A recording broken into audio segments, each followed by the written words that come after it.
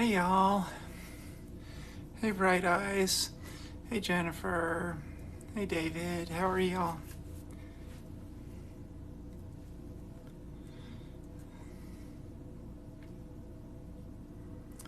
Hi Laura. Well, I may be on afterwards. Who knows? But it's good to see you even for a minute. Hey JT. How are you? I'm pretty good. So, wow, everyone showed up fast today. Hey y'all. This is, welcome to Tiffocracy. I am your host, Dr. Tiffany Alexis Nyberg. I am a board-certified emergency medicine physician. I've been in practice for 18 years, and I own and operate an urgent care in Shreveport, Louisiana. And I also am openly and proudly transgender. Today we're going to be having a special co-host, Dr. Sandstorm, and we're going to be talking about evidence-based medicine in relation to transgender issues. So, welcome everybody. I do ask that we keep everything respectful.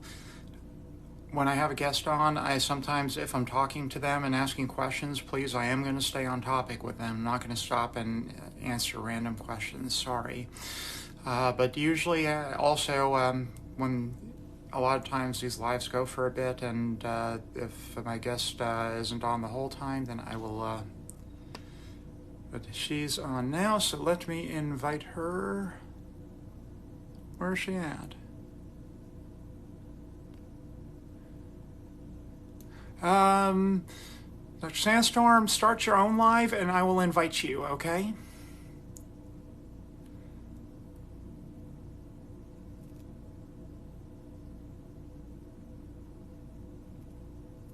So as soon as your name shows up, I'll invite you, okay?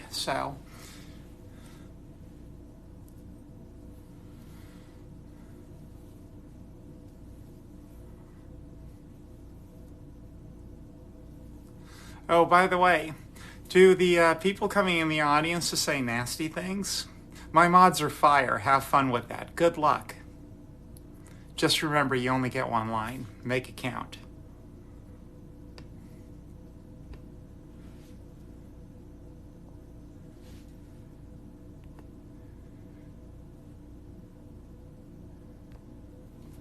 So,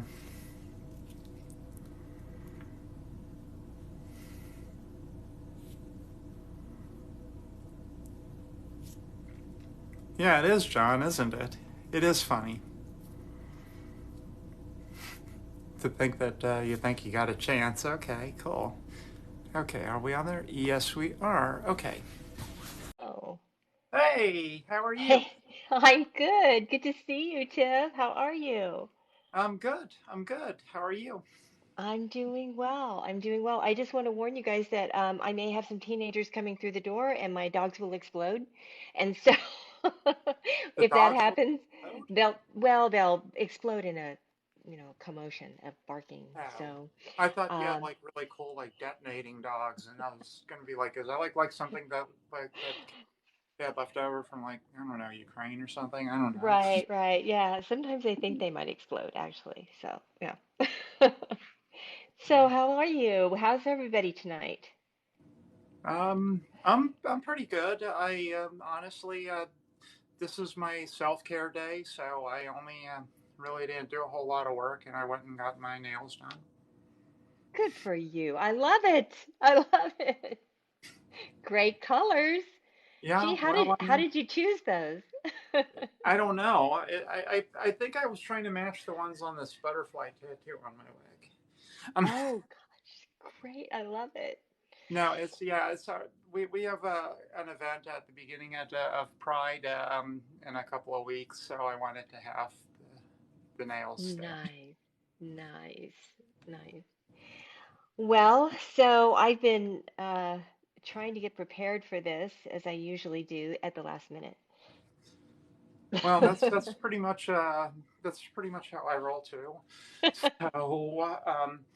I don't know about you, but I mean my life is not getting any less busy. I think anytime soon, and so usually yes. when I prepare for something, it's usually in the hour beforehand. Yes. So, Right, um, right. Yeah. Well, I've been starting a clinic, and so, and I don't know why I decided to do that at this age, but I just kind of tired of working for the man, so to speak, and like you, decided to become a little more independent, right? I wouldn't be familiar at all with those thoughts. No, no, no. I'm just, we doctors gave up a lot of independence a while back, and we need to take it back. Yes, we do. Hmm. I'm part of several Yeah. groups whose goal is exactly that. Yes. Good. Good. Yeah. So, I don't know.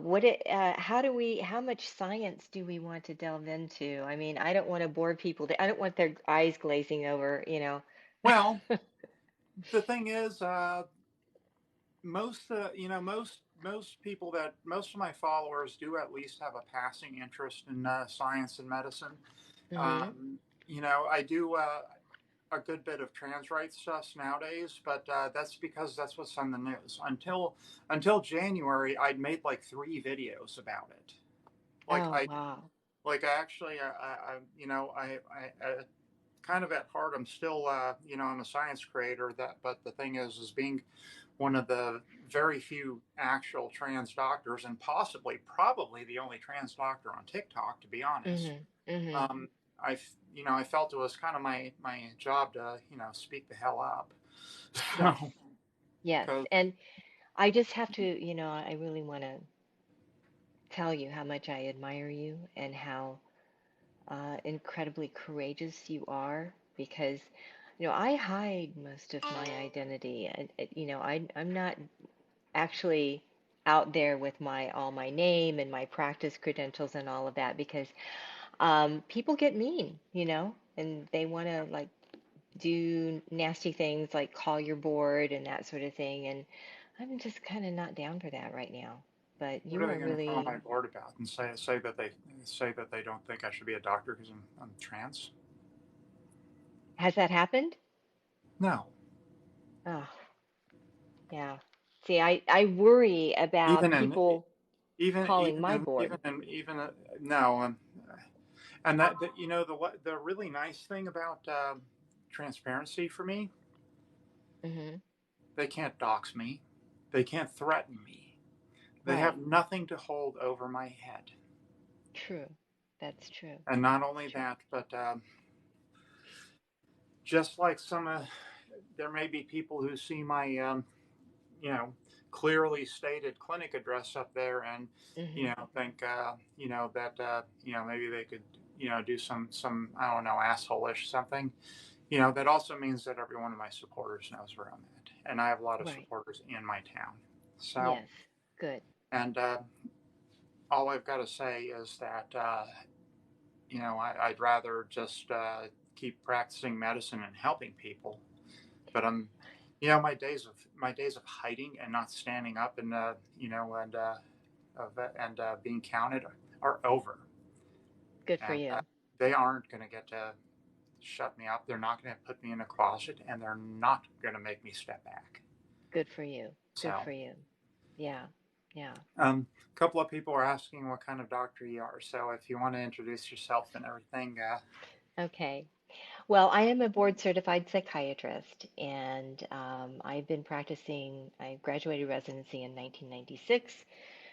Even at that, I had gotten a late start in life, but I have done every iteration of psychiatry that there is. I've done public community mental health centers, state hospitals, um, private clinics, private hospitals. I've been in administration as a chief medical officer of private hospital. I've been in the addiction and recovery industry and been medical director of various of those facilities. And I just have to say, never again. But um, currently, I have both a contract position seeing inpatients in a hospital setting in San Francisco or San Jose, and also in my private clinic. So that's me. awesome. So yeah, you've been out a while and got some good experience under your belt too. But why the Hmm. reason I asked you to come on is because you actually do evidence-based medicine about Hmm. it, and Hmm. also I understand that you have a strong you have a personal connection to trans rights. So I do. I do. My daughter is trans. If she comes mhm. home, she pops through the door after the dogs are settled down. I'll have her come in and pop her head over if she will and say hello. She's been working all day, so I'm not sure she will, but I'm her biggest fan. She came out 2 years ago, and it wasn't a surprise at all.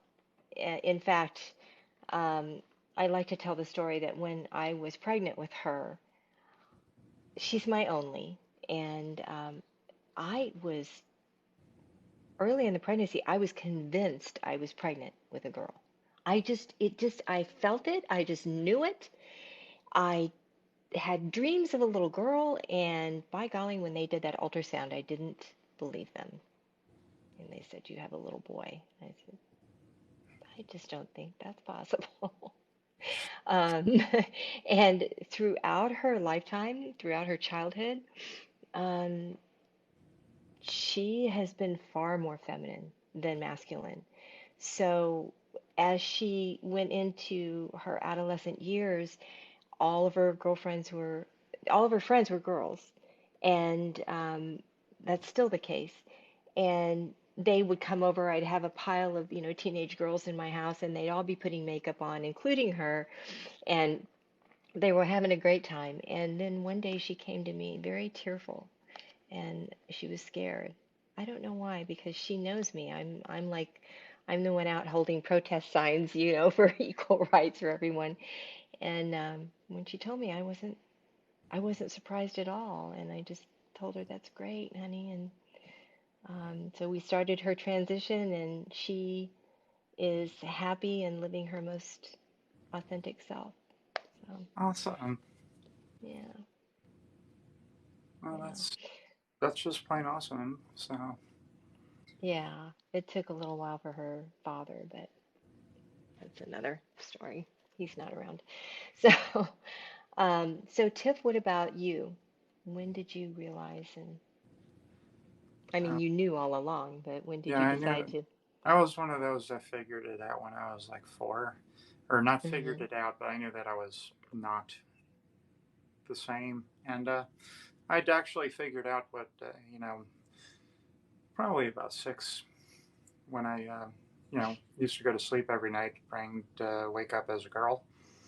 Ah. And then when I was 7, I changed that to waking up as normal Mm, mm-hmm. because that's about the time you get picked on. But Right.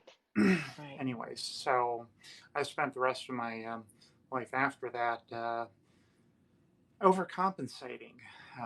Eventually I got into like rescue and stuff like that. So I've got some Mm-hmm. really interesting side skills.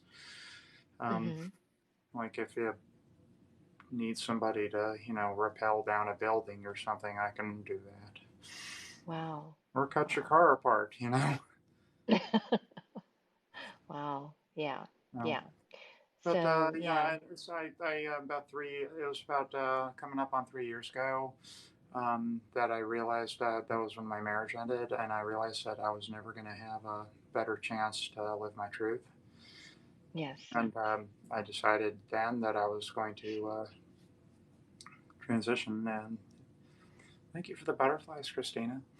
So, but and then I spent a few months making the plans, and then I started doing it. And I've been on the about 2 years, and I've been out about 18 or 9 or 20 months. So actually, Good for you. so Good but for you. better late to the party than never go. That's right. That's So right. Yeah.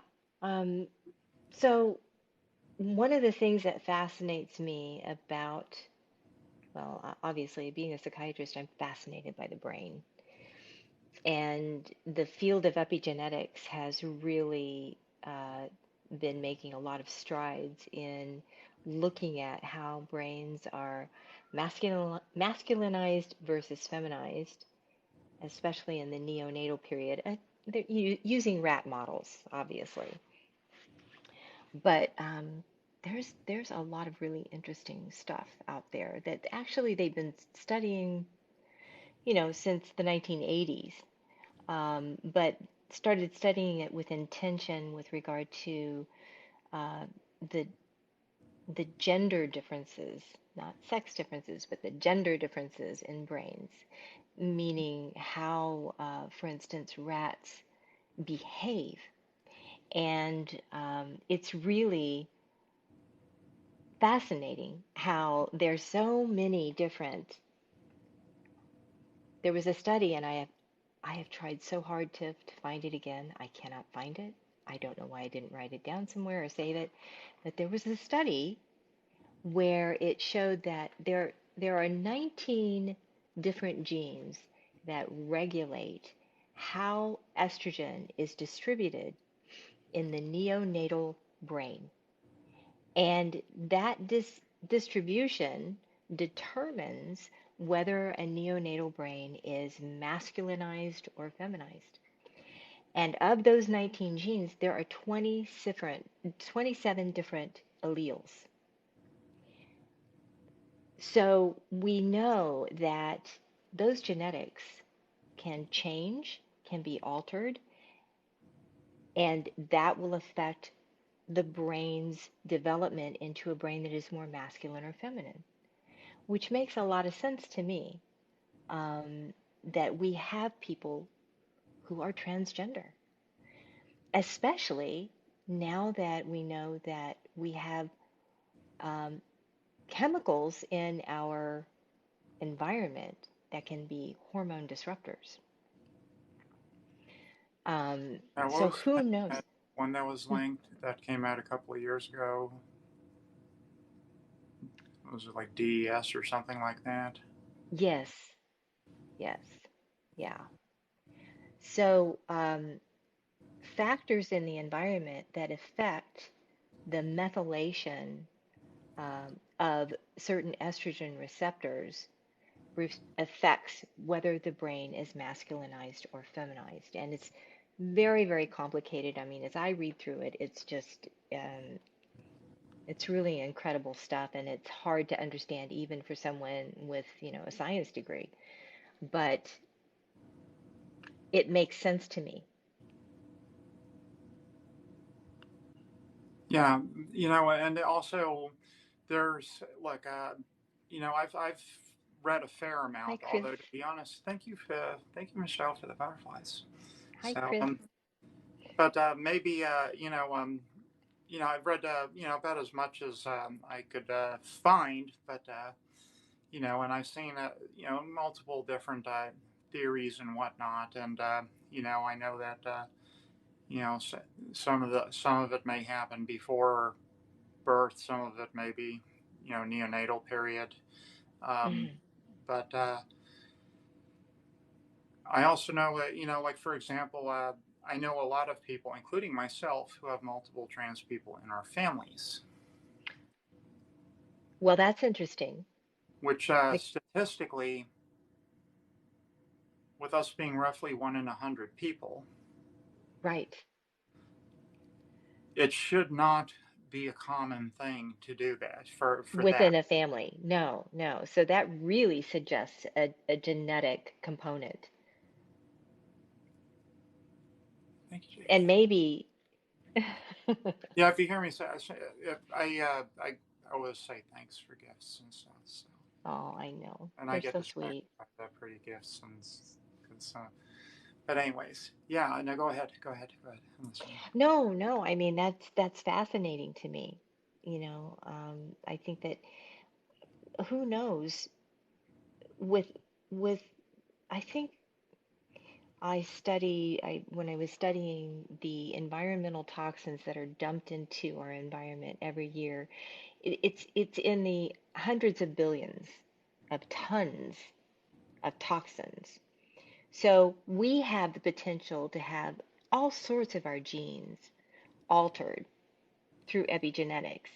And in case someone doesn't know what epigenetics are, we should probably Yeah. explain that Yeah. probably. So if you take, for instance, if you think about the sort of simplified version of the DNA being a string of beads, and each of those beads has a certain molecular makeup, those amino acids that we know make up the DNA. They have a charge on them, whether it's a negative or a positive charge. And an environmental chemical can enter the cell and alter the charge of one of those beads from positive to negative, for instance, and cause it to drift over and be attracted to a positive charge on a bead way downstream that it would not normally have hooked up with. But there it is. Now, that's the theory um, behind the development of a lot of different diseases, including cancer, because it's the genetic, what am I trying to say, um, alteration that releases that gene to be expressed, the expression of that gene that wouldn't be otherwise. And they're finding that with the estrogen receptors as well in the brain. So, There we go. just curious, since you do read a lot of, research into this, what's as far as the as far Hold as on a the second. okay. What?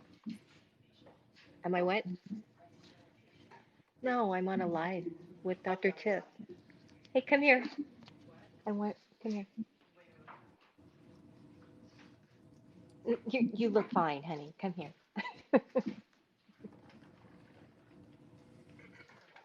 This is my girl. Hey, it's nice to meet you. This is Dr. Tiffany. Tifftastic. Yep. Hello. And this is my daughter, Sleevy. She goes by on TikTok, Sleevy.01, Oh, right? you remember. I do. Oh. Yeah. Nice to meet you. Oh. But Yeah. so if you were to, what's your take on it? As far as why do you think we exist? Well, I think that it is a normal variation. And transgender people have always existed. There's evidence anthropologically going back 10,000 years of transgender people. And in in ancient cultures and not so ancient cultures, American indigenous cultures, transgender people have been thought to be very special. They were not always vilified. Some indigenous cultures did vilify them, but most held them in a high spiritual regard. So, but what was every thing that's a normal variant needs to fulfill a role in survival historically. Yes. What was, what was ours? What was our point? That's interesting. I think it's an ongoing and developing point. And I'm fascinated from a metaphysical, because I have a metaphysical interest. I'm fascinated that our cultures, um, particularly in the United States, but around the world really, have become so toxically masculinized to the extent that, the colonization, the corporatization, the enslavement of people, the disregard for compassion and empathy for other human beings that are the toxic masculine. They represent toxic masculine to me anyway.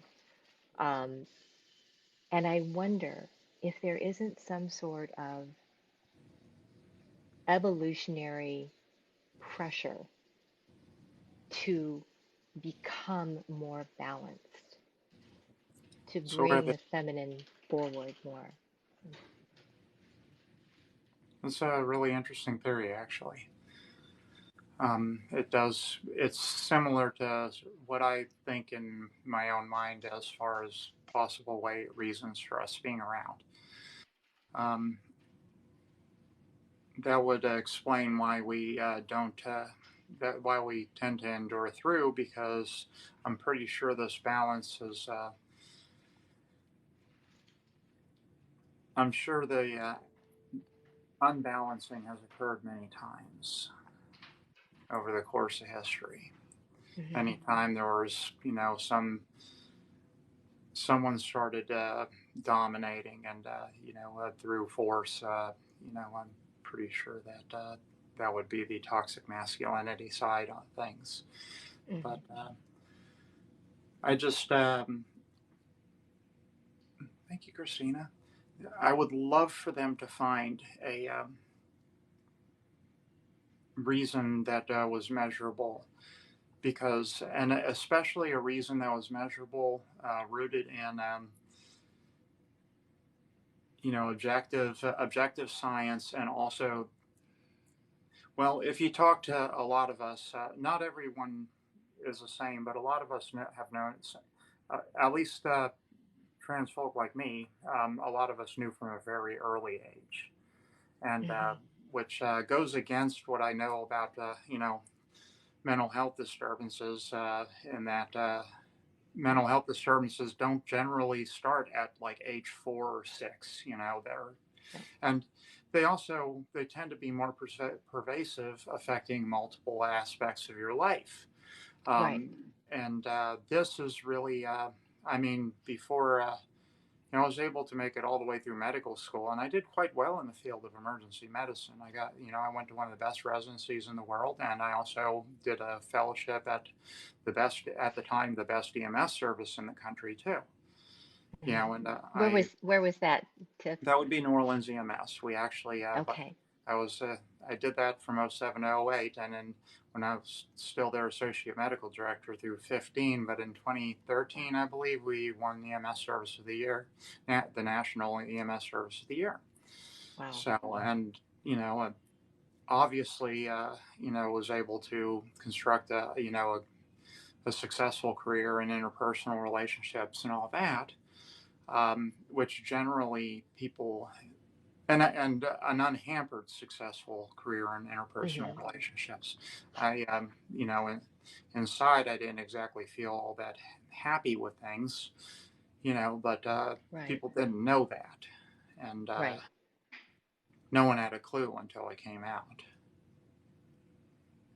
Mm-hmm. So, And how was it for you when you came out? oh, it was wonderful. Good. Good. How Like were you received all the by your fear, colleagues? the fear that I was living with. Well, now I came out in Monroe, Louisiana, which is kind of like,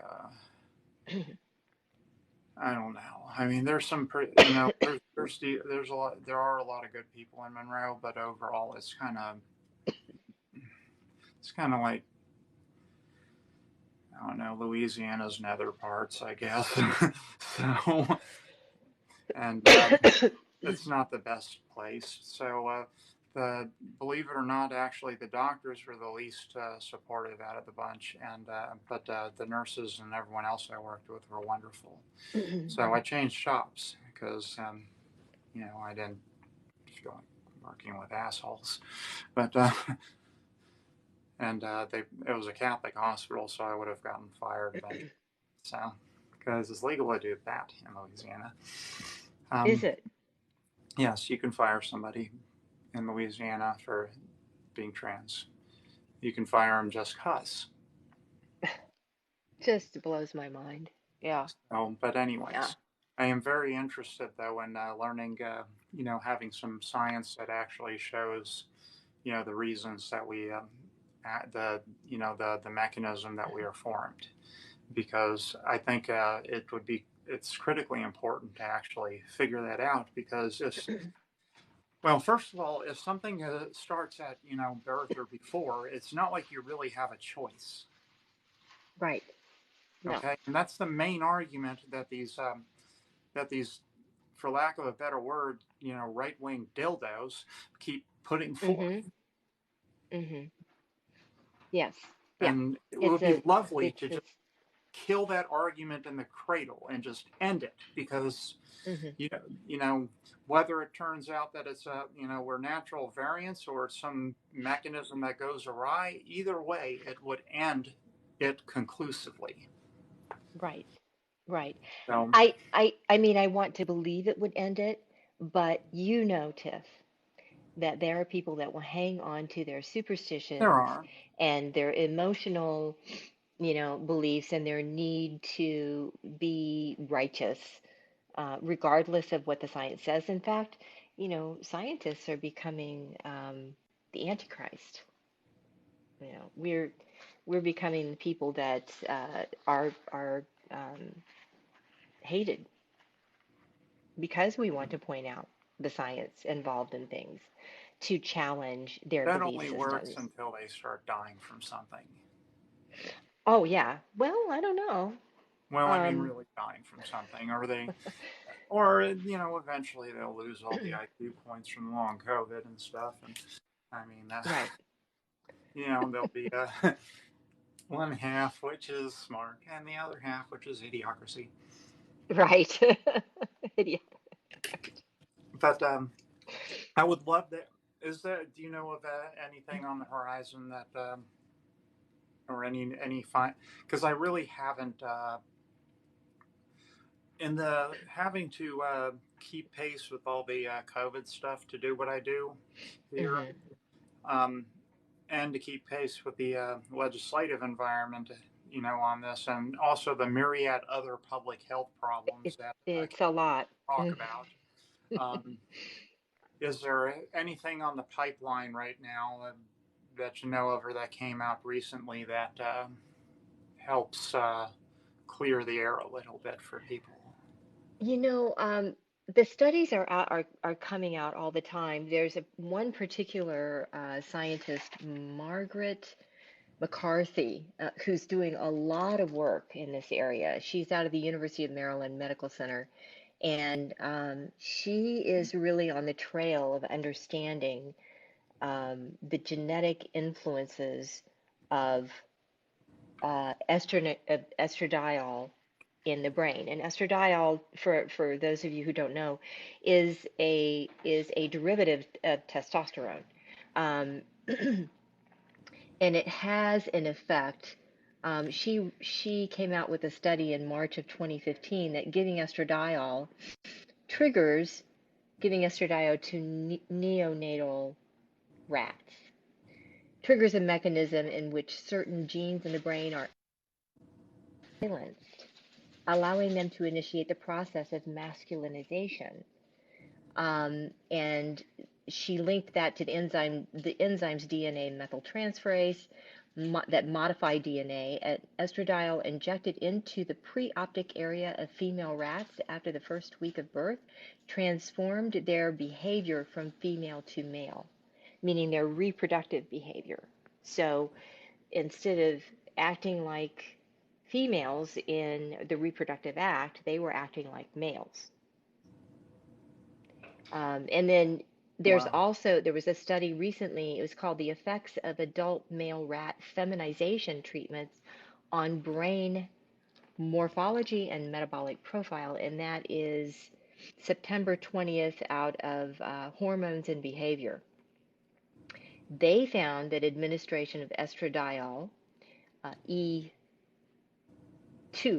estradiol, and estradiol plus cyproterone acetate, an androgen blocker and an anti-gonadotropic agent, caused feminization of male brains, male rat brains. It's an epigenetic change. So um, I mean, there's one also out of it's called epigenetic changes in the estrogen receptor alpha gene promoter, implications in sociosexual behaviors, out of Frontiers in Neuroscience, October 2014. Um, and they talk about alteration of the estrogen receptor alpha gene activity mediated by epigenetic mechanisms such as histone modifications, DNA methylation, in particular areas of the brain. They're crucial for determining the extent of these behaviors between sexes. They found that when the estrogen receptor alpha was altered to a knockout estrogen receptor gene, alpha receptor gene, female mice lacked lordotic behavior when mating. So we know what that means. That means the posture that a female rat would take while mating, they no longer did that. And their mating behavior became masculinized. But silencing the estrogen receptor alpha caused a decrease in male sexual behavior in male rats. So they behaved more like females in their mating behavior. And granted, it's a rat model, but it's the best we can do in trying to study the effects on the brain. That's fascinating, actually. Um, Mm-hmm. and I'm not sure how you would reproduce that look in humans, but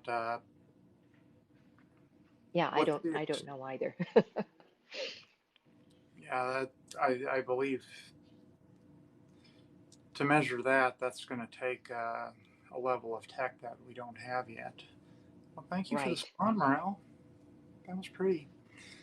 Um, but yeah, I'm not sure what level of tech we're going to need to be able to find this out in humans. So, but I would love to. I would love for that to be explored further because that's Yes. Yes. I mean, again, we want to be able to present a scientific basis for why there yeah, are transgender people, with the understanding that there will still be people that we will never convince.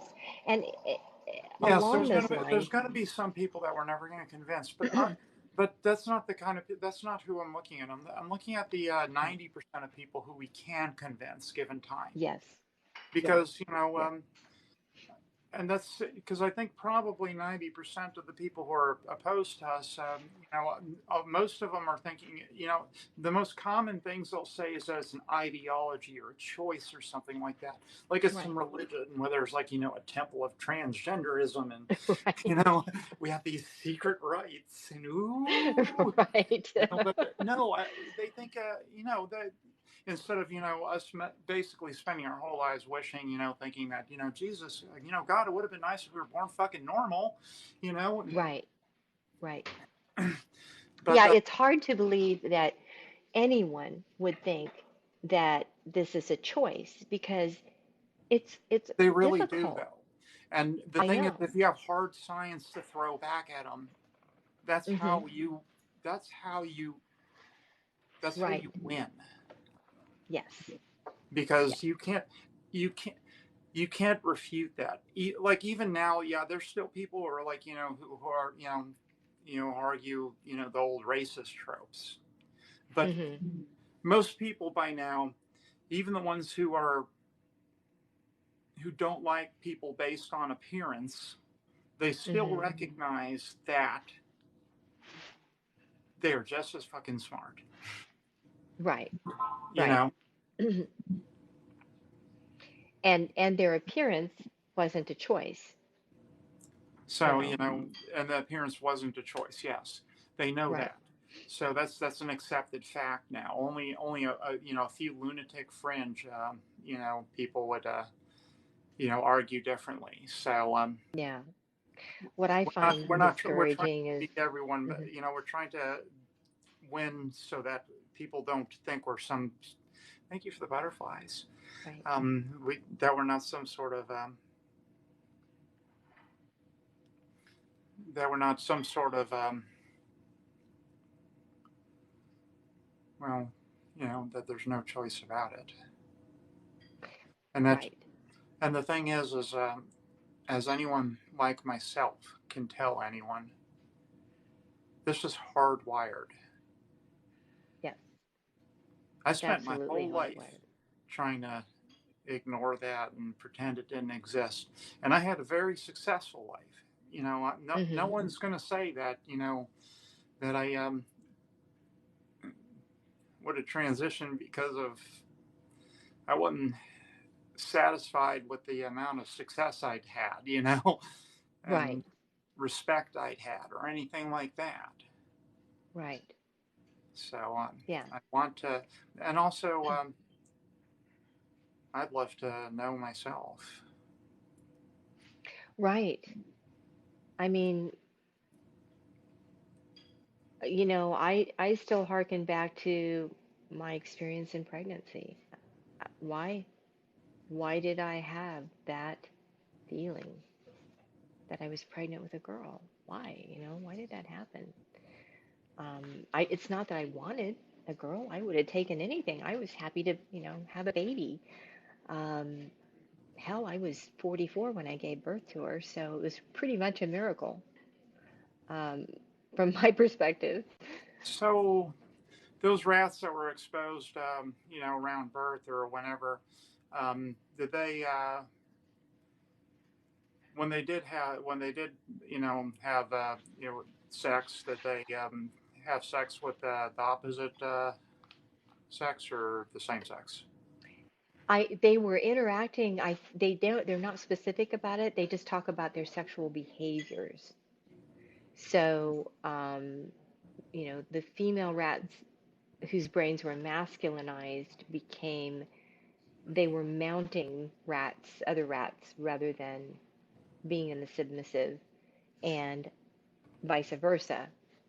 The male rats who were feminized were exhibiting the female posture in So mating, that or it trying to. primarily affected their behavior, not their, because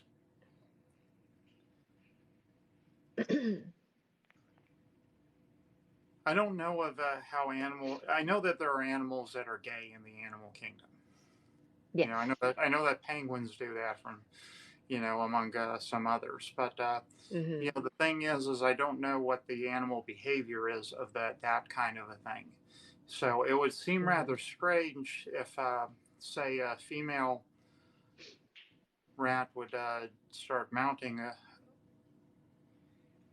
other rats of the female, because when males and females are gay and people, we still act roughly the same as we do in that role. Hmm. It's just with the different, Right. with a different Yes. sex, Right. the same sex. So it's not. I'm sorry. I'm trying to make sure that I don't say words that get me banned or something. Try not to violate community guidelines. Violate. I don't want to be. I don't want to be a violator. But but the thing is that's the thing that is in my head. I'd like to know a little more about, because it would seem odd that it would trigger that behavior and not just mating behavior with the same sex rats. Because Right, right.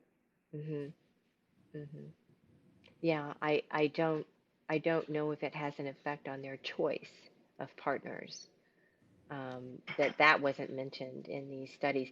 But another influencing factor seems to be the immune response, because prostaglandins seem to be involved in some genetic expression of. well, thank you, Michelle. The said a bunch of shooting stars. I don't know if you can see them. So No, I didn't see them. oh, it That's was nice. like the whole screen just got covered with shooting stars. That's That's great. I get That's distracted by great. things. Sorry. That's all right. That's all right. So, but what I was saying was that the immune system also seems to have an effect, an epigenetic effect on the expression of genes in the estradiol and estrogen receptor areas of the brains as well. So, prostaglandins have an effect on it as well. So who knows? Maybe in a mother who's having a mother who's pregnant and is having some sort of immune response, which is elevating prostaglandins in her system, might alter the genetic expression of estrogen receptors in the brains and estrogen distribution throughout the brain, which can either masculinize or feminize the brain. Yeah, that would I would love for that to be researched a bit because personally, I think it's a in utero thing, Hmm. Hmm. and I think that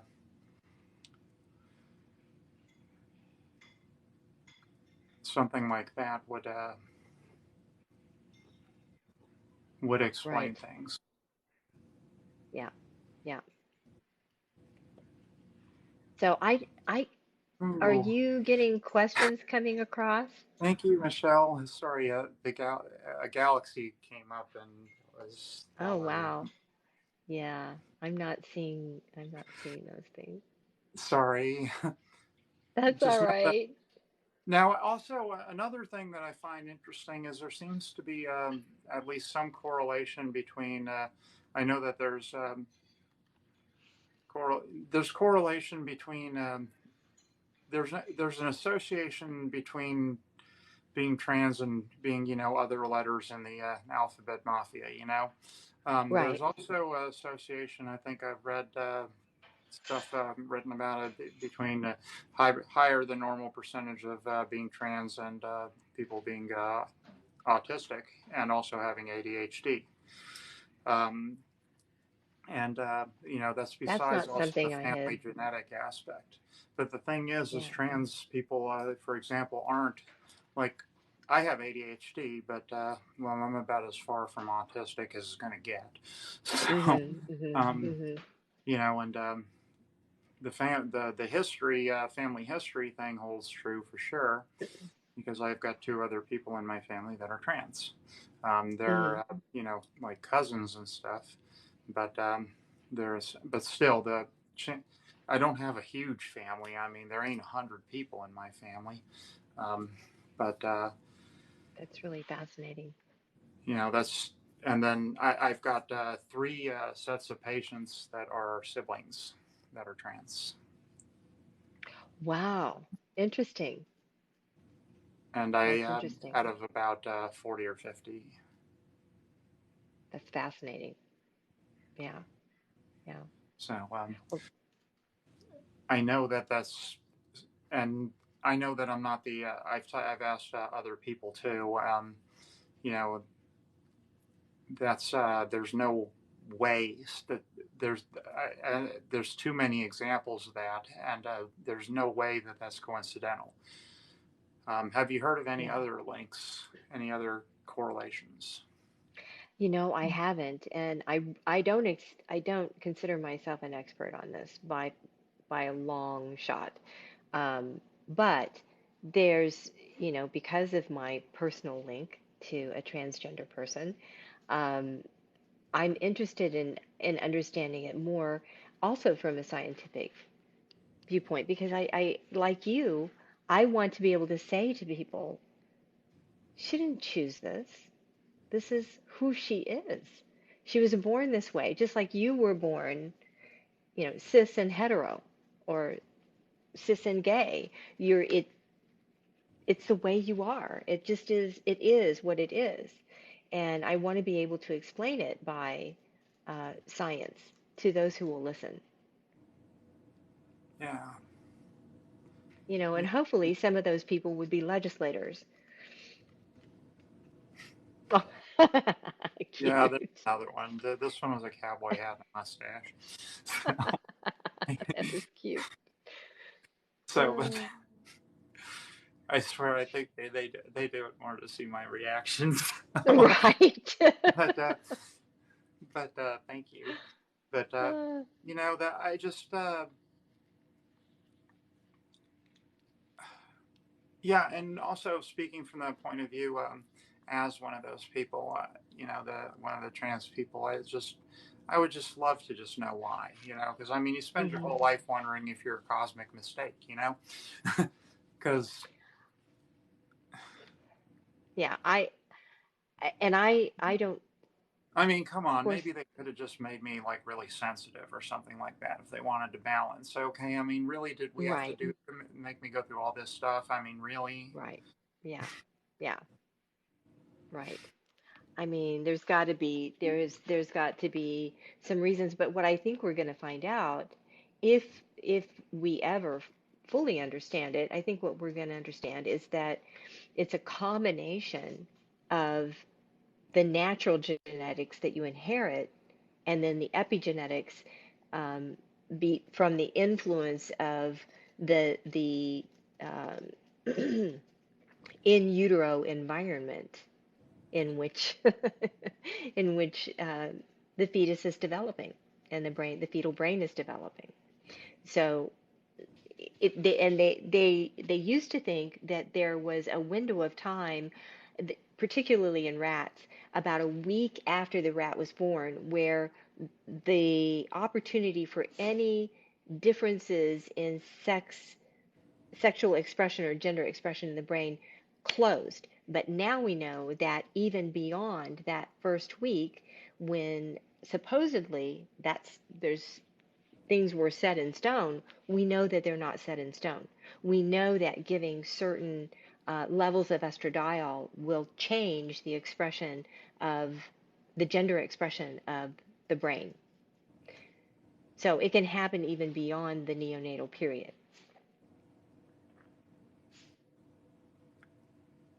What are some scenarios that would bring that on? Um, it is let me see if I can find it here in my, okay. It's where I talked about the enzymes DNA methyltransferase. It modifies DNA. And when estradiol is injected into the preoptic area of female rats after the first week of birth, it transforms their behavior from female to male, their reproductive um, behaviors. So estradiol changes the enzymes of the DNA methyltransferase. You're getting a lot of really great attention from your Yeah, followers. I'm so I, glad. so I love my followers. I got like I've gotten to found like a really cool community here. So That's so actually, great. a lot of us have actually spoken in person, and actually, I've met quite a few in real life, actually. So, That's nice. That's nice. I have now connected with a few in person, and I'm very honored to be a part of your community. To well, I'm glad that we found you and you found us. So we always have room for good people. So, Aw, thank but you. I am I am a little curious. Can you think of other reasons, other mechanisms that could happen after birth that, sometime after birth that would make sense to actually create trans people? Again, I haven't found any studies, certainly not using a human model. They're all rat models. Um, but I do wonder very much about, as we were speaking of before, androgen and hormone disruptors that exist in environmental It was like some Terminator IPs, but exposure. Um, so yeah, I think I wonder about environmental exposure in early life, particularly in infancy. You know, environmental exposure to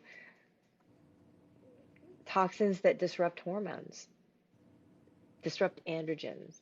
You know, we know they're out there. There are toxins in the environment that do that, that alter the hormones within the body.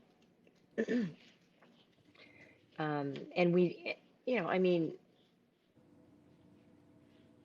one could argue that, for instance, a bad diet for an adult male can create, um, fat and increased estrogen levels and lowered testosterone levels in an adult male. Certainly, smoking a lot of cannabis will do that. So, so why not other things in the environment? It has to be more than the level of testosterone or estradiol, though. Yes. Before I started on hormones, I had my testosterone measured, and it was 950, which Wow. was on the high end of normal. Presumably, it had been the whole time, similar to that. Hmm. That wasn't the issue. My estradiol level was 3. Well, but here's the deal though, Tiff. I think that you can have normal hormone levels, even with the thyroid, but the receptors can be altered such that they're not sensitive to it. And sometimes we see elevated hormone levels because the receptors are not responding and giving that that feedback loop, to say, okay, we don't need so much of this hormone. There is a feedback loop, so it perhaps your testosterone receptors were not as sensitive as someone else. So in spite of high testosterone level, your brain is not Yeah. responding to it, But you know? I could also tell, like when the testosterone went away, I could Mhm. tell that I was, less driven and aggressive in that way. You Mhm.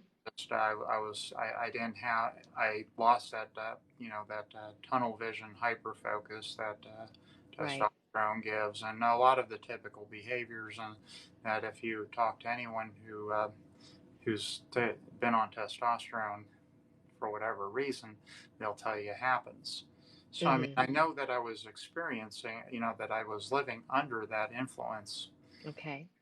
So, and I'm just wondering,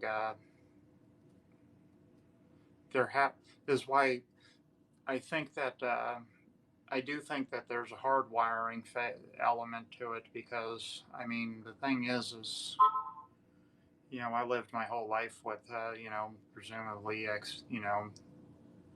plenty of testosterone, and like I mean I played sports. I was competitive as hell. I Mhm. liked like winning at and I was always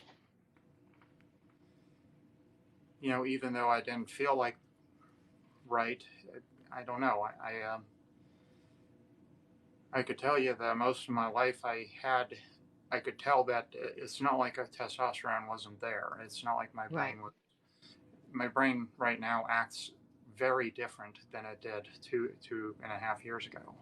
Mhm. Mhm. Do you like the change in your brain? Yes, it feels like taking off shoes that were a size and a half too small and had rocks in them, and putting on ones that fit. That's so awesome. Yeah. Yeah. I think that's the way Evie feels as well. Yeah. So Mhm. I think that there are a lot of elements to this. I'm just curious because you've read some of the hard science as far as like I actually never thought about looking at rat models. I'm going to confess I've never you know I never thought about that, but you know um, I'm just trying to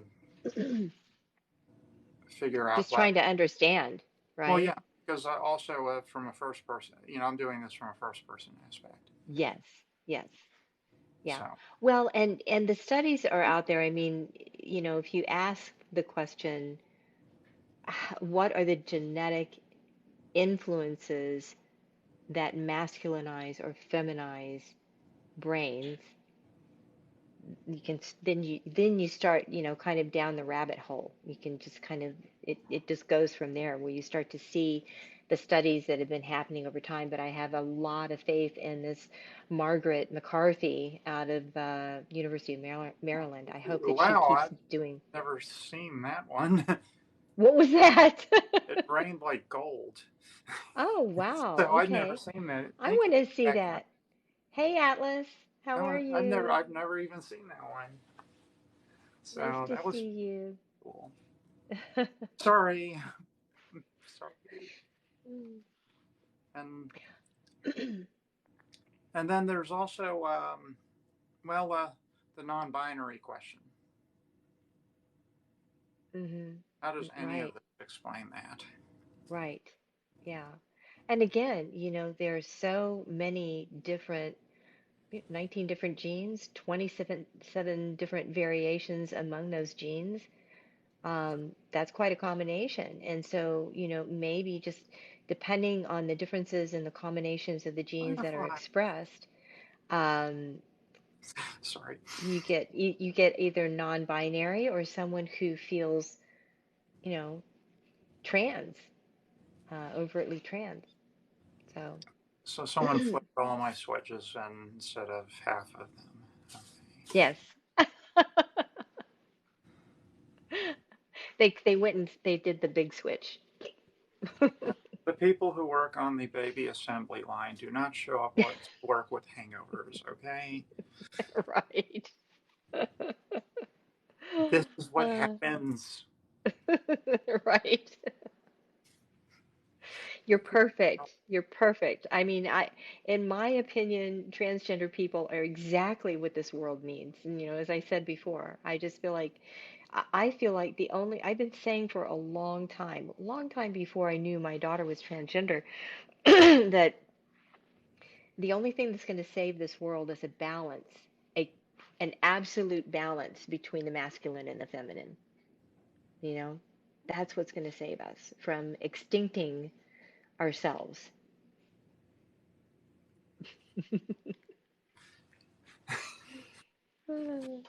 It's Thank you, cute. Michelle. So, but yeah, because I mean, it does seem it is awful out of control right now. And you know, I don't know. You know, as far as from you know the our current, I will say this for most trans folk, their current mental health is probably these this war against us is really hurting a lot of people bad. It really is. I It really mean, is. I've had people come see me and they just break down crying about it. I, Hmm. um, you Yeah. know, just because they feel like they're being stomped into oblivion, and Yes. well, it's And it's making it's I'm seeing a lot of adolescents in my practice that are really struggling with a lot of depression because they desperately want to come out, but they're terrified. Um, they're terrified their parents won't accept them, their friends won't accept them, and I'm in California, but the part of California that I'm in is decidedly red. And so there's a hell of a lot of conservative viewpoint here. And I'm seeing its effect on transgender youth. And as we were talking, as I've said in prior videos, another interesting thing about transgender brains is that we know that in transgender folks who develop gender dysphoria, well, to back up, I should give a little um, brain chemistry 101 about this subject. Serotonin is a neurotransmitter that we know relieves, it's necessary to keep us from being depressed, to keep us from getting depressed. And anytime there's a neurotransmitter floating around out in the intersynaptic the space between neurons, that there is a there is an enzyme that transports it across the cell membrane. That's how nerve cells in the brain communicate with one another. They communicate using packets of information like serotonin, dopamine, norepinephrine. You've heard of a lot of these different ones. So serotonin needs to enter the nerve cell membrane in order to regulate things like sleep and appetite and anxiety level, mood, interest level, ability to laugh, ability to enjoy life. And when there isn't enough serotonin, then we get a brain that becomes depressed, where you feel bad, you feel sad, you lose interest in the things that you enjoy, you feel anxious, you can't sleep normally, you can't, your appetite is all wacky, sex drive, gets screwed up. And in the brains of transgender people that have gender dysphoria, which is almost 100% of transgender folks can develop gender dysphoria, particularly prior to transitioning. The enzyme that transports, or the molecule that transports serotonin across the nerve cell membrane, called serotonin transferase, is low. That's whether it's a male wanting to become female or female becoming male. That serotonin transport is low. It's called serotonin transferase. We know that giving gender dysphoric transgender people antidepressants doesn't help. It doesn't help. Um, what helps them is starting them, hey guys, starting them to transition. So excuse me, you guys. So when they start the hormone that transitions them in either the directions they're going, if it's male to female, female to male, guess what happens to the serotonin transferase levels? They increase. So more serotonin then can be transported into the nerve cell, and we get a relief of the depression.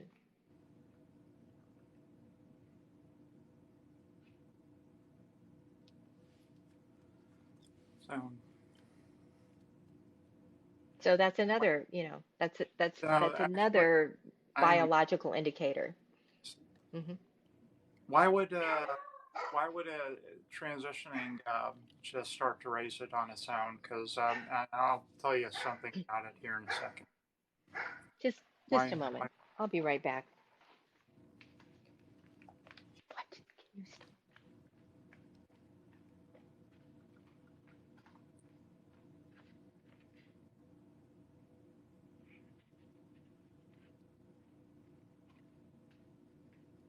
Okay, I'm coming back.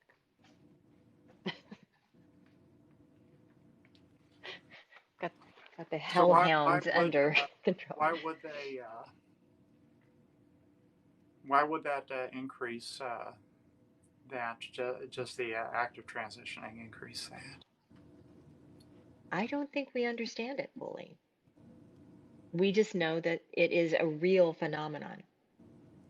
Well, I could tell you it's a real phenomenon. Hmm. Hmm. Dysphoria is what drives people to transition as a general rule. Yes, yes. Um, Which is my frustration when adolescents come to me and they want to transition, they haven't come out to their parents, and they're depressed and they're saying, "Can you help me?" I know what we need to do to help you, but your parents would have to be on board with it, and you'd have to go to a gender affirming clinic, and can you talk to your parents about this? And so far I've yet to have one that said, yes, I'm ready to talk to my parents. because the dysphoria, I mean, and it's really nasty. It's an awful feeling. Hmm. Um, it's the kind of thing that I really, well, I don't know, maybe I would wish it on an enemy. I'm petty like that, but, you know, but I wouldn't like wish it on them forever, just for like a couple of days, Right. because then they'd Yeah. realize why exactly we are. I know a few politicians I'd wish it on. But, the thing about it is, once you start doing things that knock out the things you're dysphoric about, it actually like it almost magically goes away. Right. Right. Yeah. So, Yeah. and especially once you when you socially transition or you come out, you know, it decreases tenfold. hmm And having the acceptance of people that you care about, people who matter in your life, that's very key as well. Susan, I don't know, I can't answer that question about what else might raise serotonin transferase levels. I've not looked into that, but in my research on brain differences in transgender people, that's something that came up.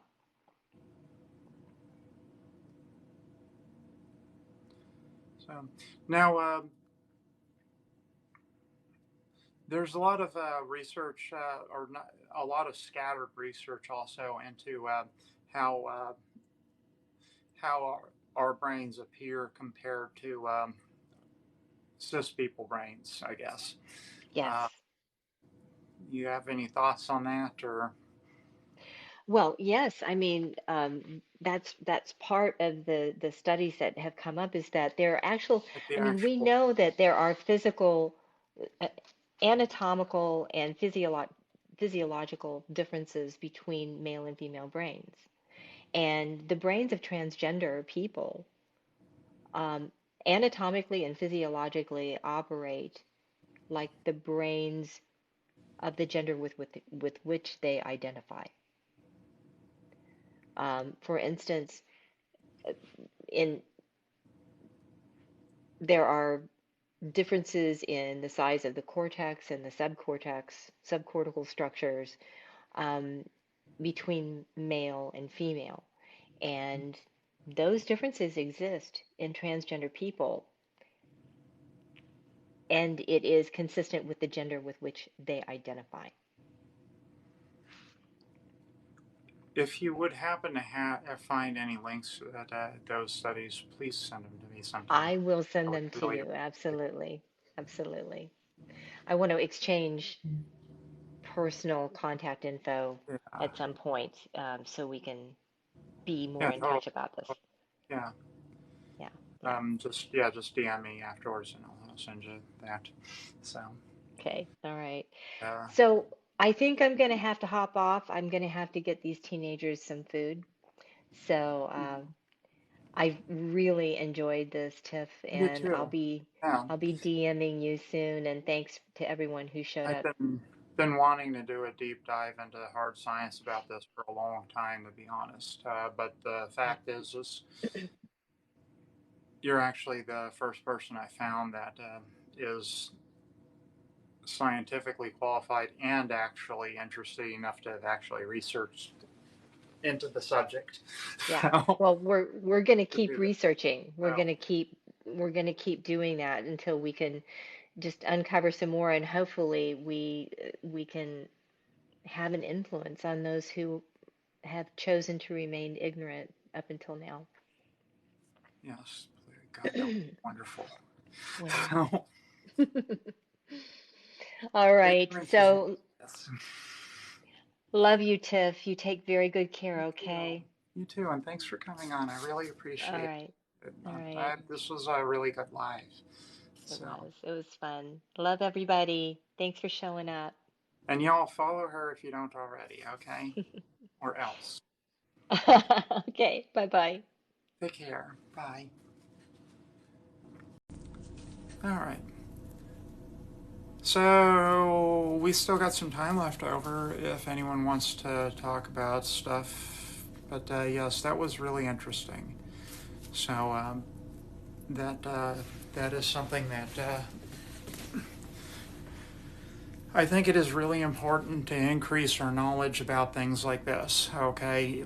Not just from a personal standpoint, but if we're serious about defending, or advancing trans people having rights, and also LGBT people having rights, we need all this kind of research and information that we can get.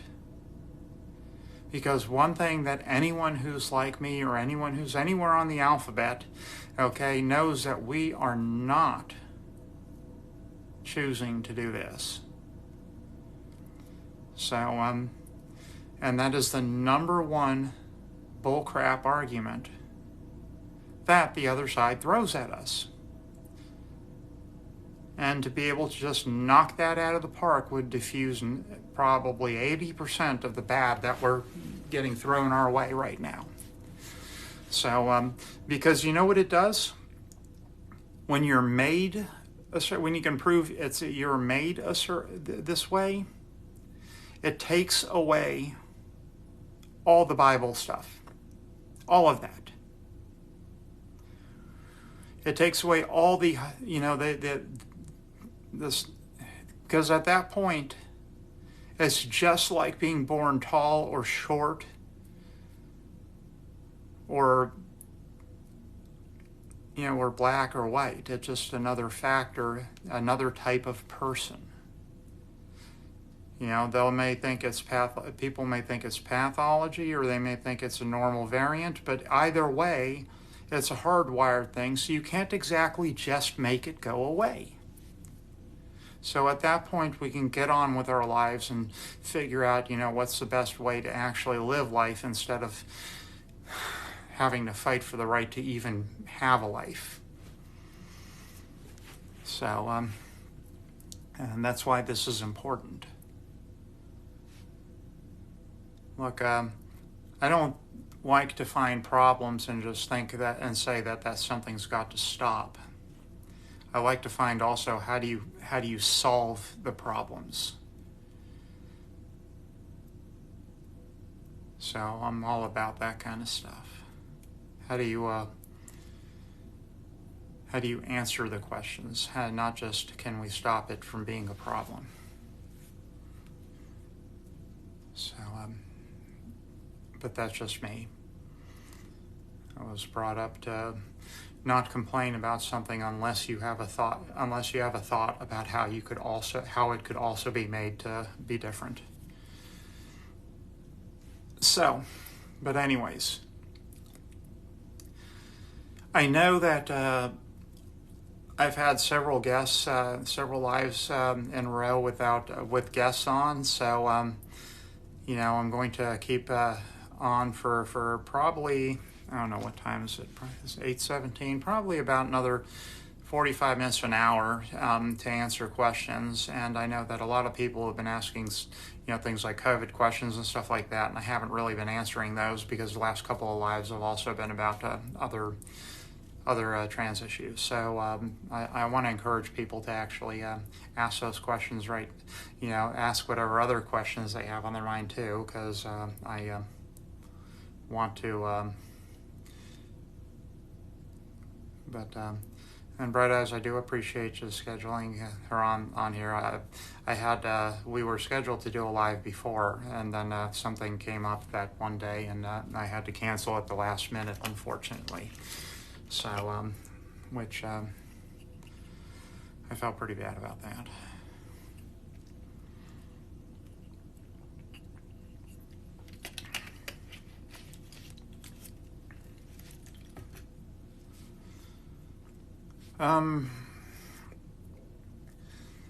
Raven, the difference between the pills and the patches. The patches provide a more consistent blood level.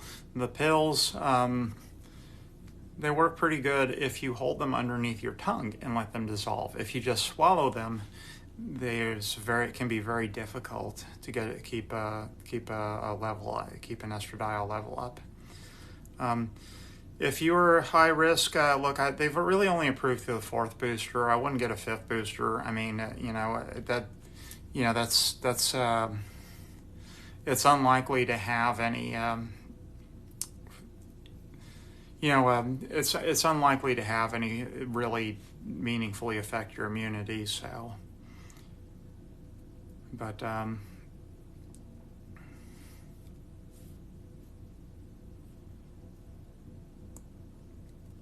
or even I personally use the patches because I don't feel like holding pills underneath my tongue for 10 minutes twice a day.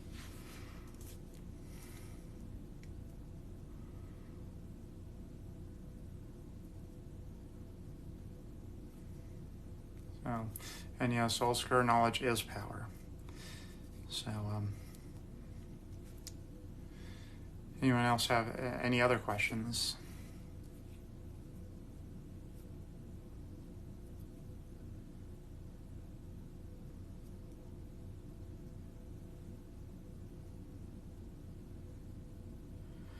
Northucky, BA4 and BA5. I'm going to be honest, I'm not super worried about BA4 and BA5 because they're coming into the US at the same time as we've got BA2 and BA2121. And the thing is 2121 is more infectious than 4 and 5. Okay? Thank you, Neuro. But it's more infectious than a 4 and 5, and it's going to outcompete 4 and 5 in the U.S.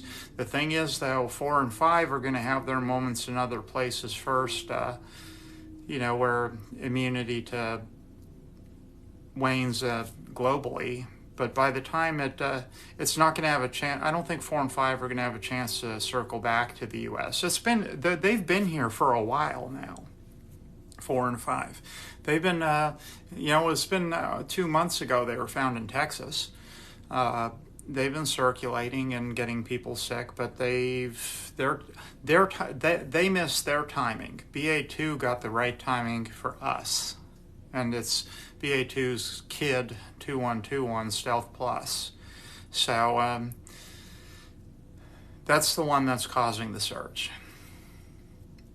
By next week, this week, sometime right now, over the weekend, it passed the 50% dominant, mark. And by this Wednesday, it's going to be 55%. Probably in 3 weeks, it's going to be 90%. So, North Korea, oh God. Yeah, COVID infection rate is low in a sunny environment because UV light destroys viruses, basically. North Korea is going to be a mess, okay? They have 26 million people, none of whom have gotten the vaccine, and they have BA212, either BA2 or BA2121 over there. So they're about to get stealth screwed. And all the locking down in the world can't help when you've got 350,000 infections known in a country that has 26 million. That's off the chain and out of control. Now, I'm sure they will lock it down, and I'm sure they'll do all kinds of brutal shit. But they are going to reap the whirlwind on this one, and I actually feel a little bit bad for them on this because the people don't deserve that. They've got lunatic leaders, and they are going to be hurt hard on that. And they'll never even. Well, it's Scotty. It doesn't matter what they say. It's COVID. So, but the thing is, China's still having troubles with its outbreak. They're locking down Shanghai even harder than ever.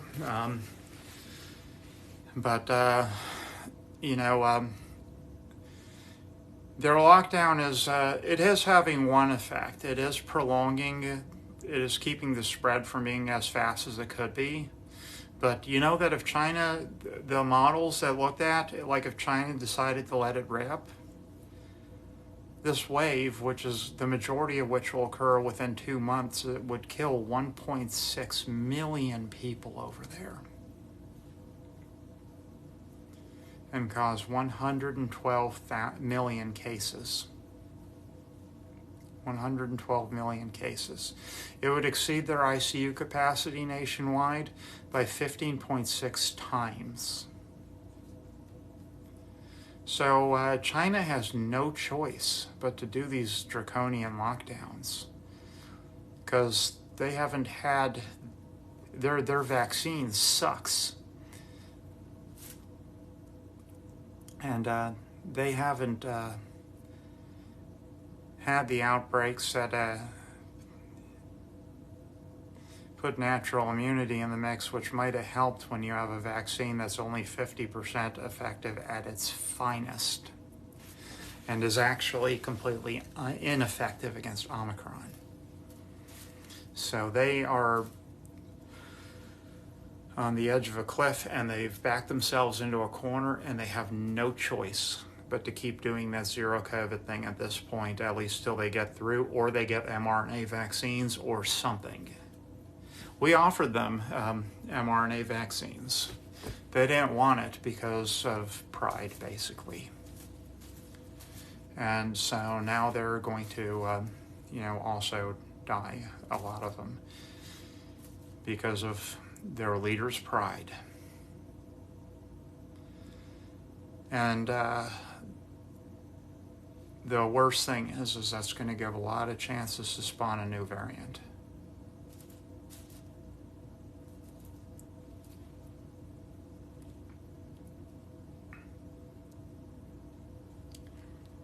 I sure hope it's Omicron over in one of the Omicron variants in North Korea, though. I can't, a nightmare would be if Delta got loose in North Korea. Because, maybe Delta would spawn a variant. We don't want that to happen.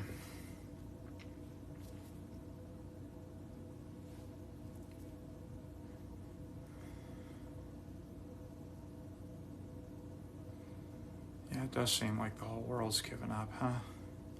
Because everyone's tired of this. Everyone's... Scotty, you can get vaccinated with an enlarged heart.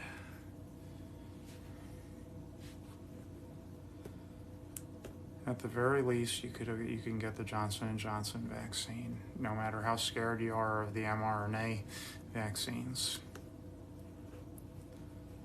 Johnson & Johnson hasn't caused myocarditis. It causes blood clots. Well, Scotty, I beg to differ with your cardiologist.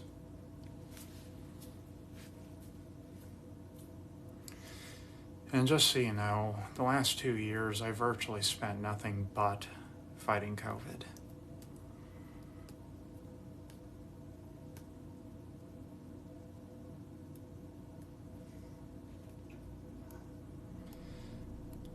What do they say about the fact that each time you get COVID, you have an 18 times higher chance of getting myocarditis and damaging your enlarged heart than with the vaccine? And you've rolled those dice 3 times.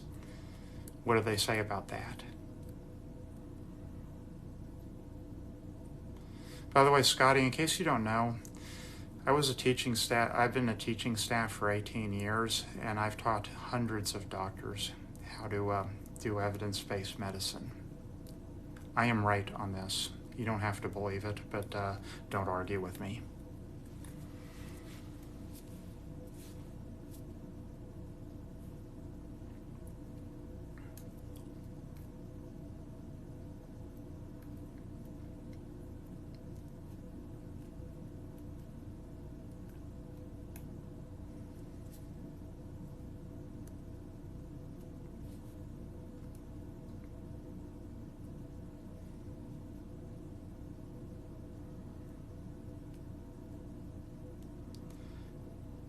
How long until...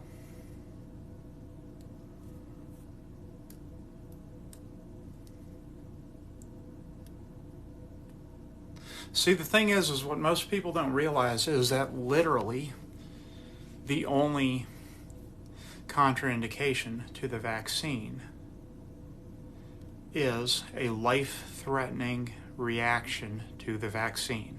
It's always safer than getting COVID.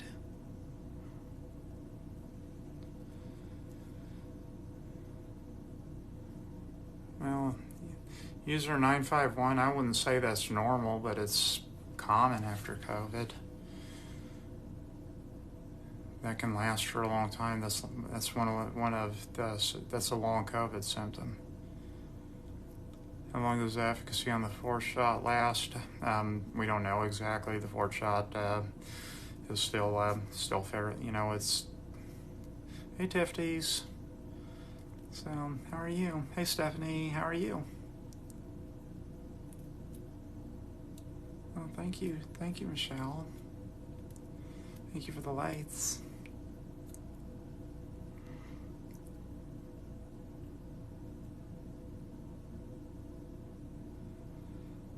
So yes, I don't want to get long COVID. Long COVID is long COVID is what actually scares Dr. Tiffany. Okay, I know that I'm at low risk of actually dying from COVID. Well, thank you, Michelle, for the cowboy hat. So I know that I'm at very low risk from dying from long COVID. I mean, from COVID itself. But the thing is long COVID, on the other hand, I don't need to lose 10 IQ points. I don't, or you know what? I don't want to like never taste food again, or not taste it for a year and a half, or I don't want to get myocarditis from COVID, and then have congestive heart failure the rest of my life.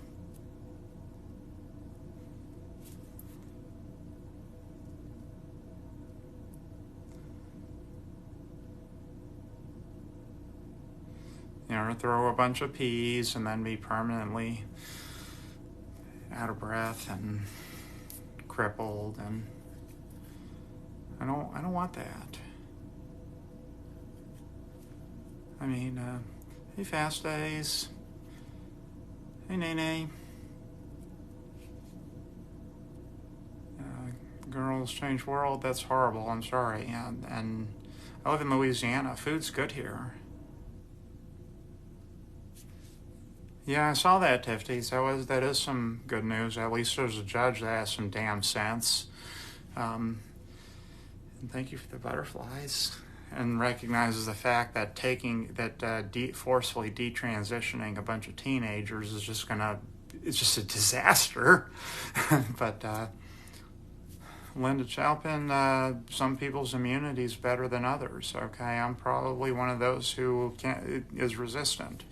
I've been around tons of COVID and I never gotten it. So now long COVID, I don't know why. We have no idea why some people get it. And there's some studies that have some risk factors. Things like diabetes is one of them. I forgot what the other ones are. I've made these in videos before, but they're back a few months. So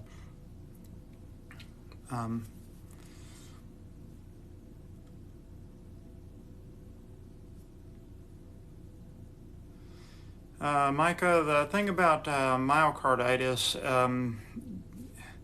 is you can detect it early when it's going on. It usually does come with symptoms, pain, chest pain, and getting out of breath and stuff like that.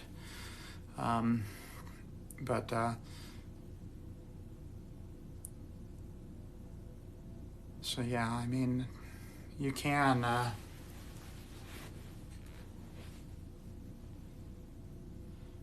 You can detect it, it's possible.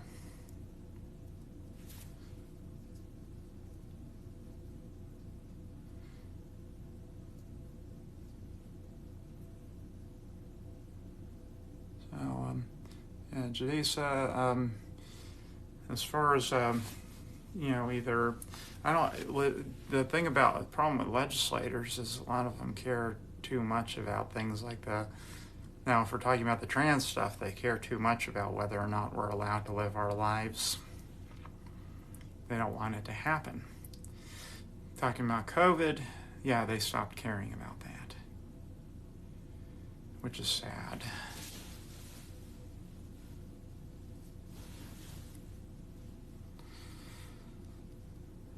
On the brink, yeah, that's a bad problem. Be careful.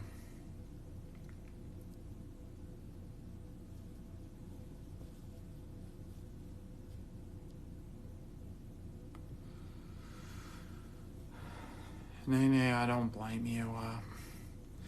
Well, the good news is Louisiana has slightly more sense than its neighbors. They introduce the stupid laws like everyone else, but enough of us give a shit that we beat up on the bad laws sometimes.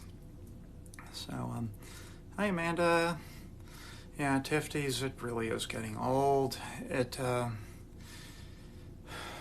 I'm tired of having to fight all that stuff. I'd like to just, maybe have a few months of normal life, Be okay.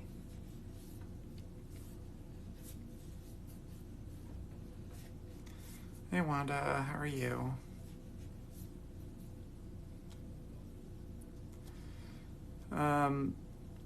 Sarah, with the new these new Omicron variants, they tend to be able to reinfect people rather quickly. So I can't give you a concrete answer on that. I mean, he's unlikely to get infected for 3 or 4 months period with just having had it. But that does, there have been reinfections with Omicron documented there was one case that was 20 days after a Delta infection. So I don't know how much the shortest interval is between Omicron infections. Yeah, Tiffany's, there has been a barrage of targeting laws. There's been hundreds and hundreds of them. This was planned. They saved up all this stuff and they just let all of it fly at the same time when they saw their opportunity. So it's the same people that are doing. Hey Roxy, it's the same people that are doing the anti-abortion stuff as are doing the anti-trans and the anti-LGBT stuff. It's the same exact people, and that's not a secret. And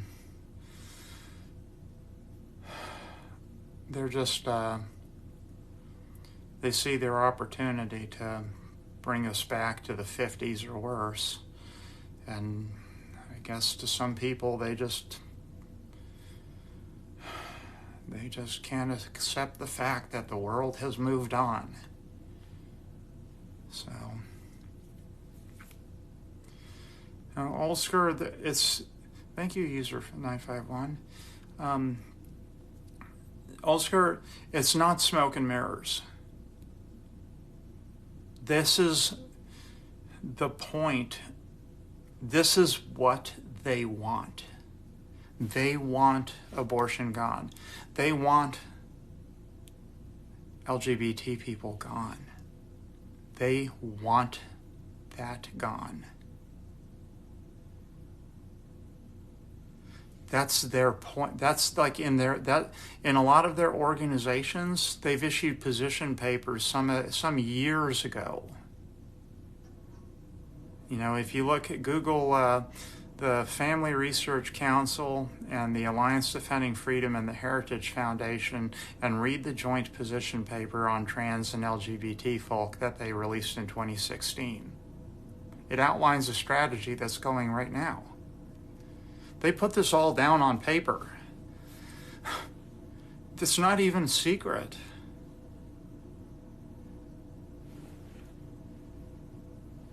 If your tongue swells from an allergy but you can still breathe just fine, you should go to the ER. Okay? You need to go to the ER if that's going on, kittens. What you're talking about is angioedema, and that tongue can continue swelling, okay? It can block the airway. A lot of times it's due to being on certain medicines. It doesn't even have to be a traditional allergy. It could be from a blood pressure medicine called an ACE inhibitor, and it could be a life-threatening condition. So please go to the ER if you're referring to yourself on that, and that's occurring right now. That is a dangerous problem. Well, MRJC, why don't you go watch the circus, okay, and leave us alone, okay?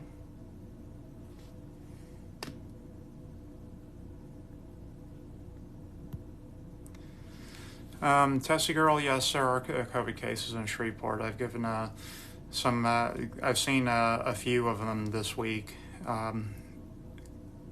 COVID is here in Shreveport.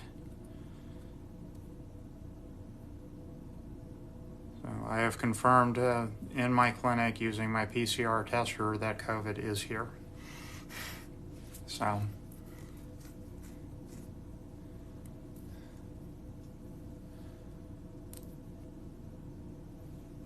yeah. Well, we just got to deal with it. Yeah, kidding. If you're on something called an ACE inhibitor like lisinopril or monopril or something like that, that could be the cause. That's called angioedema, and you need to be monitored while it goes down. I've seen that put people in harm's way big time, okay? So, I'm sorry.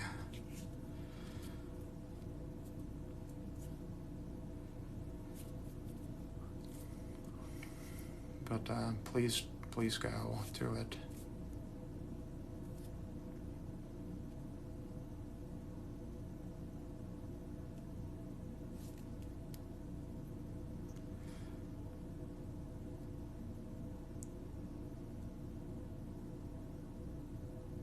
Okay, then if your tongue's swelling as a result from it, still go to the ER. Okay.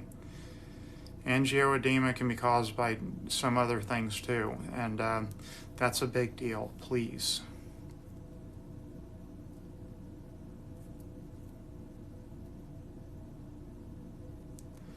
Hi, Jess.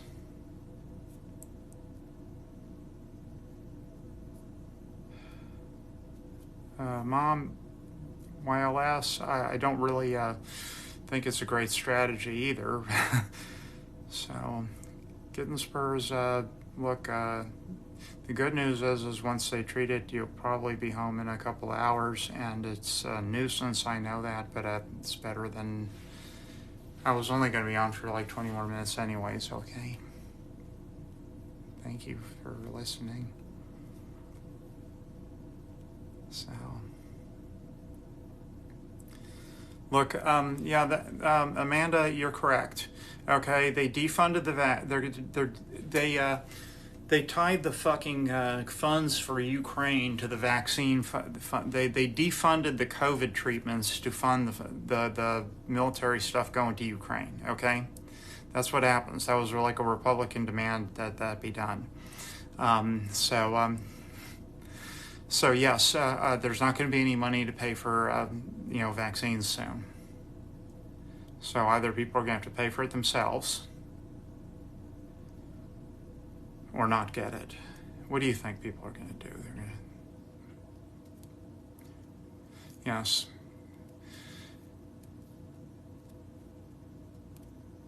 All right. Amanda,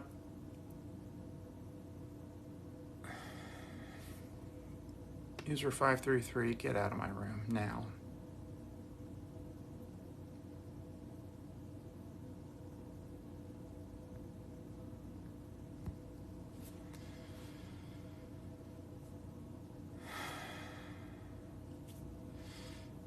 Olsker, I rightfully don't know. They give it to us for free.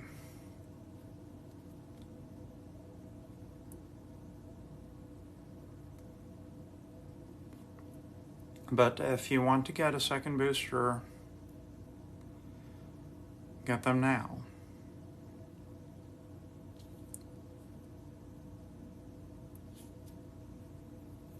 Lauren, I've been saying that repeatedly to get the booster.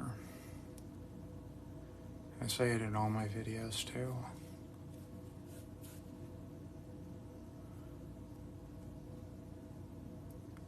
Miss Willa, there's always a safe space in my office.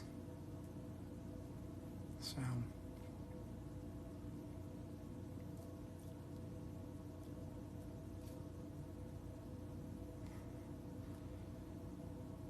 Yeah, there's no, Oscar, there's no way I could have afford to give away free vaccine myself right now. I'm on the verge, my clinic's on the verge of, collapse right now as far as financially, so. Neuro, I don't know. I don't know if there's I'm sure they're gonna keep making vaccine, but I'm not sure how it's gonna get paid for or how much it's gonna cost. So, hey, beautiful cards.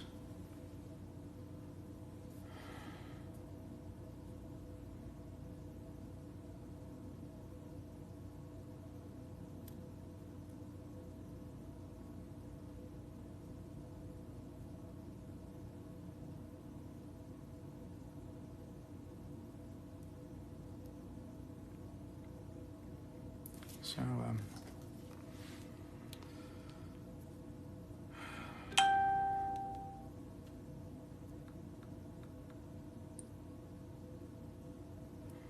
well, thank you for the butterflies. Thank you, Alparka.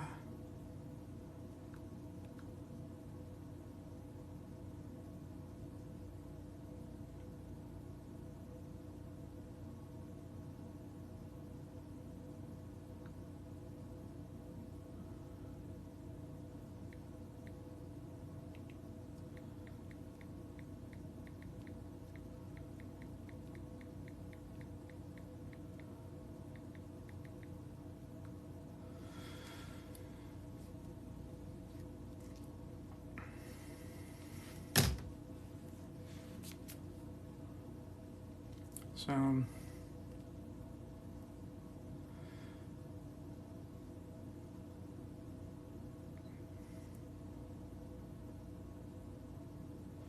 hey, changing myself.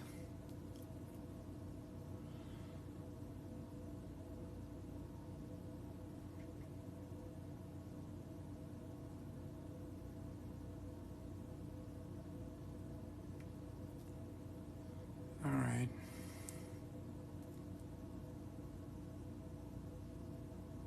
All right. Well, if nobody has any more questions, then I think I'm just going to call it a night, okay? Well, thank you for the coral, Alparka. Bree, you should assume that you're positive if you have COVID, yeah. I mean, if you have symptoms. So, well, I'll be back Tuesday night, so anyone,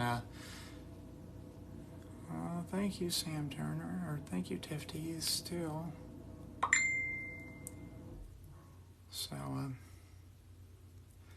anyways, yeah, I'll see y'all Tuesday night, okay? Love y'all. Stay safe.